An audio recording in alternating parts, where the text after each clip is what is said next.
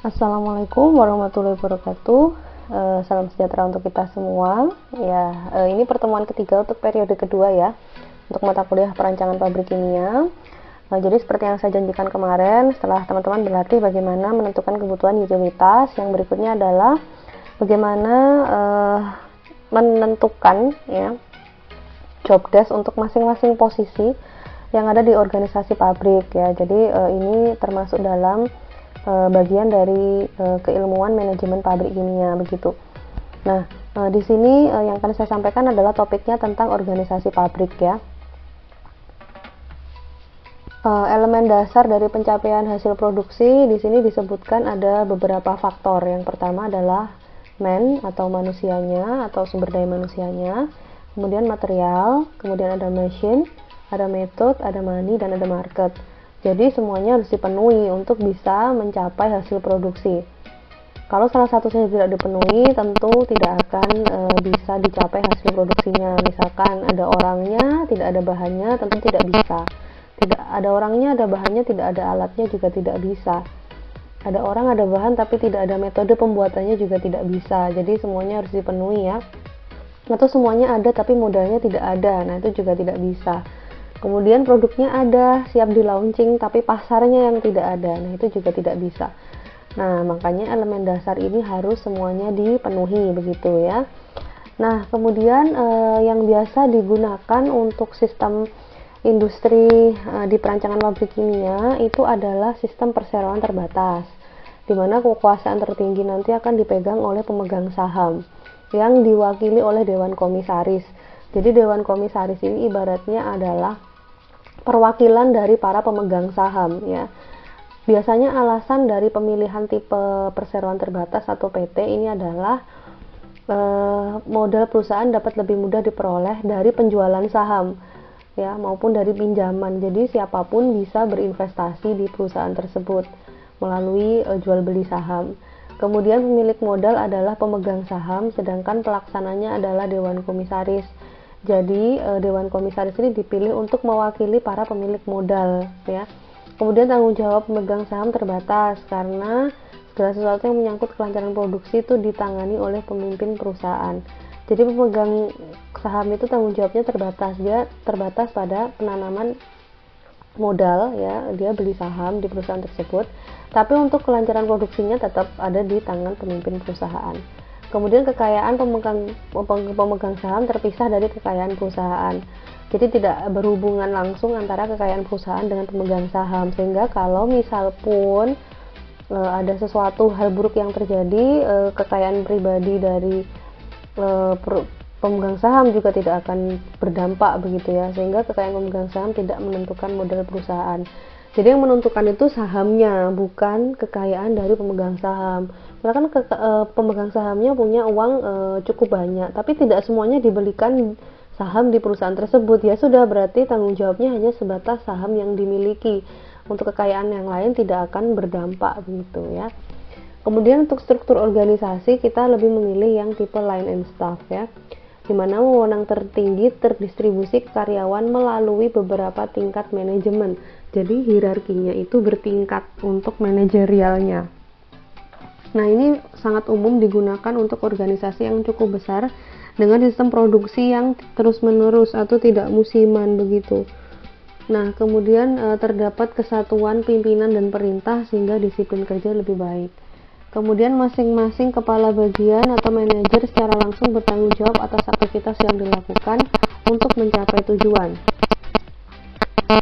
Dan pemimpin tertinggi dipegang oleh direktur yang bertanggung jawab kepada Dewan Komisaris. Kenapa tanggung jawabnya ke Dewan Komisaris? Karena Dewan Komisaris ini merupakan wakil dari pemegang saham, yang biasanya dia lengkap dengan asisten staf ahli yang bertugas memberikan nasihat dan saran kepada direktur, biasanya begitu ya. Nah, untuk si tipe line and staff itu biasanya hierarkinya bisa menjadi sebagai berikut. Ini hanya contoh, bisa jadi lebih simpel dari ini, bisa jadi juga lebih kompleks dari ini. Di sini yang tertinggi adalah pemegang saham ya, yang biasanya mengadakan RUPS atau rapat umum pemegang saham yang diwakili oleh Dewan Komisaris ya. Nah, di bawah Dewan Komisaris ada direktur utama. Direktur utama inilah yang bertanggung jawab atas produksi. semua proses produksi yang ada di dalam perusahaan tersebut. Nanti dia akan bertanggung jawab kepada Dewan Komisaris sebagai perwakilan pemegang saham. Kemudian biasanya ada internal audit juga untuk meng-cross check ya, bagian-bagian ya, apakah sudah sesuai dan tidak ada penyimpangan begitu. Kemudian ada biasanya didampingi sekretaris. Lalu ada direktur pemasaran, di bawahnya ada manajer pemasaran, ini fokus pada bidang marketing. Ada keuangan, ini di bawahnya ada manajer keuangan, ini khusus tentang finance ya. Kemudian direktur teknik, nah ini yang biasanya menjadi salah satu yang paling penting ya. Direktur teknik ini dia meliputi ada operasional, ada maintenance ya, ada technical, ada logistik ya. Lalu ada juga direktur produksi. Nah ini kalau yang ini khusus fokus di produksinya. Biasanya di bawahnya ada QA dan QC ya, quality analysis dan quality control ya. Ini bertanggung jawab penuh untuk keberlangsungan proses produksi di plant. Nah direktur teknik itu yang menyokong karena di dalamnya ada maintenance, technical, ada operasional dan ada logistik. Kemudian ada direktur personalia dan umum. Ini biasanya kita menyebutnya sebagai HRD. Ini bertugas untuk manajemen SDM, jadi sumber daya manusianya, jenjang karir, rekrutmen dan sebagainya ada di sini. Kemudian untuk direktur safety and health and environmental quality atau HSE, ada juga yang menyebutnya HSE atau SHE&Q.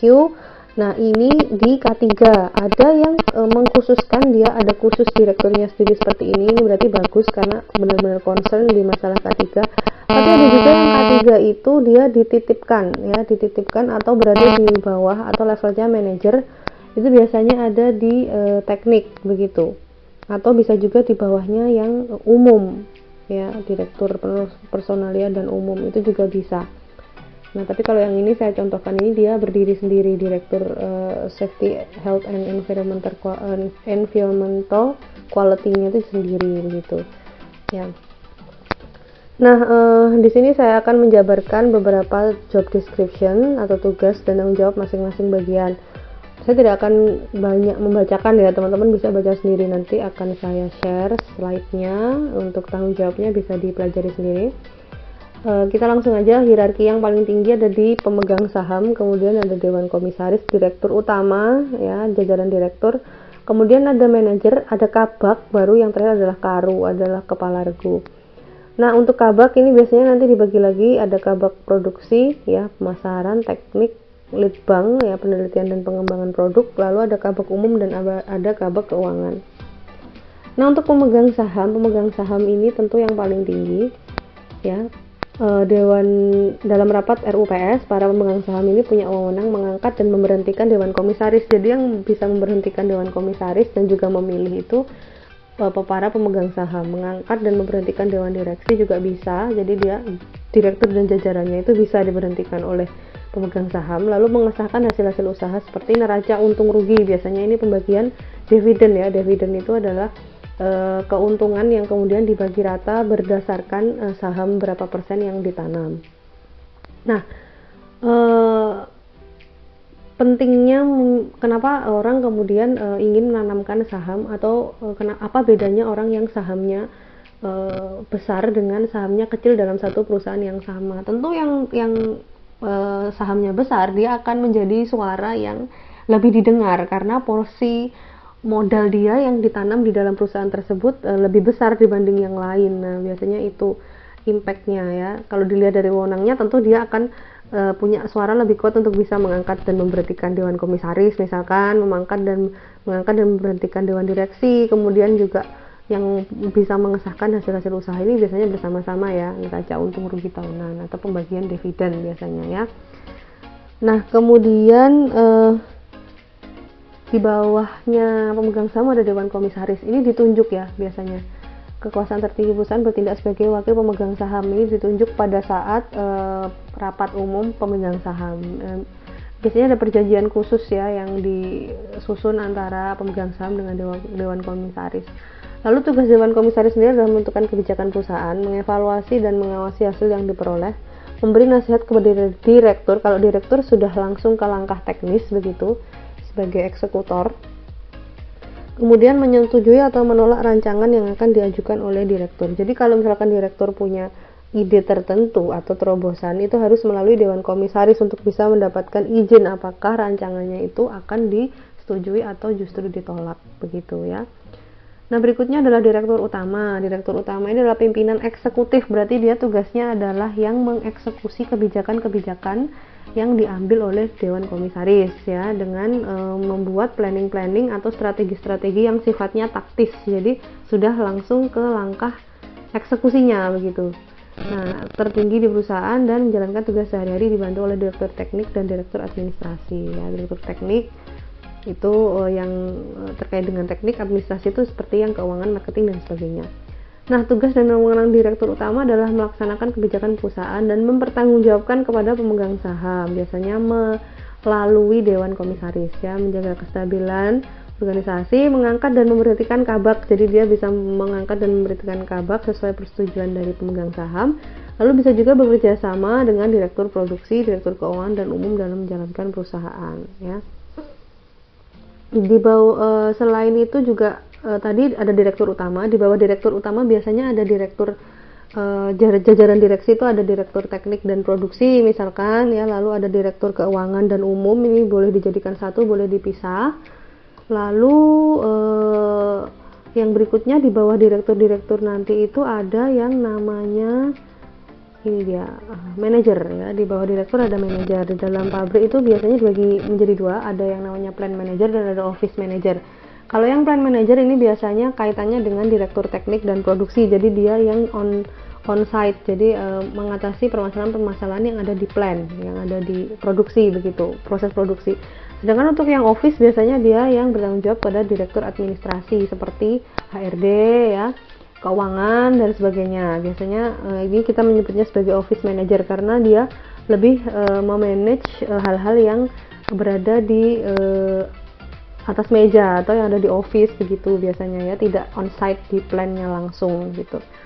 Nah, ini dia tugasnya, kalau dua-duanya ini sama-sama menjalankan atau melaksanakan tugas-tugas yang sudah diberikan oleh direktur.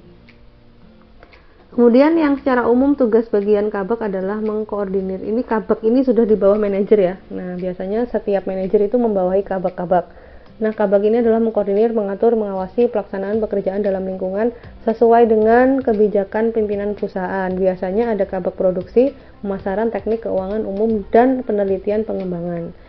Ya, ini biasanya sih nama-nama kabaknya tidak jauh berbeda dengan manajer-manajernya begitu. Kalau ada manajer produksi ya berarti di bawahnya ada kabak produksi begitu ya. Lalu yang berikutnya di sini dijabarkan ya satu-satu. Kepala kabak produksi itu tugasnya apa ya, tugasnya apa. Di bawah kabak biasanya ada seksi-seksi ya, ada seksi-seksi begitu. Nah, dibagi lagi ya, produksi pun masih ada proses, ada pengendalian, ada lab, ada utilitas misalkan, dibagi-bagi lagi. Kabak pemasaran pun juga begitu, ada yang bagian buying, ada bagian yang marketing ya. Lalu di bagian teknik juga gitu, ada yang bagian maintenance ya, ada maintenance nanti ada yang bagian perawatan ya, maintenance. Ada juga yang bagian di bawahnya lagi ada K3. Nah, tadi kan saya bilang K3 itu bisa jadi direktur sendiri, bisa juga dititipkan di bagian teknik begitu.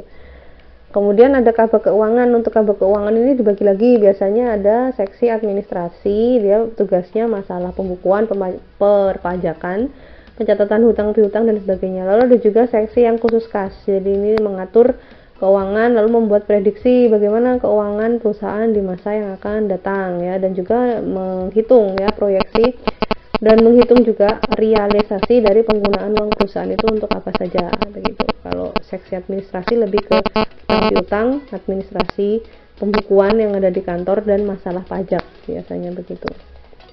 Lalu untuk bagian umum ada personalia atau HRD, ada keamanan, ini terkait dengan keamanan di perusahaan. Lalu ada humas. Nah, humas ini biasanya yang langsung berhubungan dengan masyarakat ya, yang memberikan pernyataan-pernyataan, biasanya melaksanakan program-program yang terkait dengan masyarakat, seperti misalkan setiap perusahaan itu kan punya corporate social responsibility ya, atau CSR. Nah, itu bagian dari kinerja dari humas. Jadi karena dia yang yang berhubungan dengan masyarakat secara langsung sebagai wakil dari perusahaan.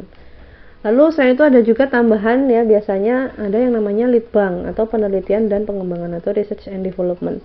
Nah, tugasnya ini biasanya dia itu tugasnya adalah mengembangkan misalkan mutu produk, atau bisa juga bagaimana meningkatkan efisiensi kerja di perusahaan tersebut, lalu melakukan penelitian produk-produk baru, bisa juga memperbaiki proses dan alat-alat supaya proses produksinya bisa semakin baik begitu. Jadi tugasnya memang dia melakukan penelitian dan pengembangan, baik itu dari sisi produksi, dari sisi produksinya sendiri, lalu efisiensi kerja dan sebagainya. Nah, di bawah kabak biasanya ada karu, kepala regu. Nah, kepala regu ini biasanya dia melaksanakan sudah langsung taktis ya. Taktis biasanya di bawah kabak, lalu ada seksi, di bawah seksi ada kepala regu. Nah, setiap kepala regu ini langsung melaksanakan pekerjaan ya di dalam lingkungan bagiannya dengan rencana yang telah diatur oleh atasan. Jadi ini yang eksekutor yang menjadi ujung tombak terlaksananya program-program tadi yang on-site. Jadi di lapangannya langsung ini biasanya karunya tadi, atau kepala regu atau supervisor ya. Nah, kepala regu ini akan membawahi orang-orang ya yang menjadi anak buahnya begitu biasanya. Nah, nanti dia yang bertugas untuk mengkomunikasikan maunya atasan seperti apa, lalu eksekusinya di lapangan seperti apa yang nantinya akan dilaksanakan oleh anak buah tersebut begitu.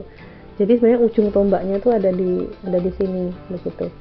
Ya, mungkin itu nanti bisa dibaca sendiri ya, dan saya kira teman-teman rata-rata juga akan menentukan bahwa bentuk perusahaannya nanti adalah perseroan terbatas begitu ya, dengan berbagai alasan yang tadi saya kemukakan. Nah, apa kelebihan dari bentuk yang perseroan terbatas ya, karena resikonya cukup kecil begitu ya kalau perseroan terbatas. Nah, oke, mungkin itu yang bisa saya sampaikan. Untuk minggu depan di pertemuan berikutnya kita akan membahas tentang bagaimana cara menentukan jumlah karyawan ya. Terima kasih atas perhatiannya. Saya akhiri, mohon maaf kalau ada kesalahan menyampaikan materi. Saya akhiri, wassalamualaikum warahmatullahi wabarakatuh.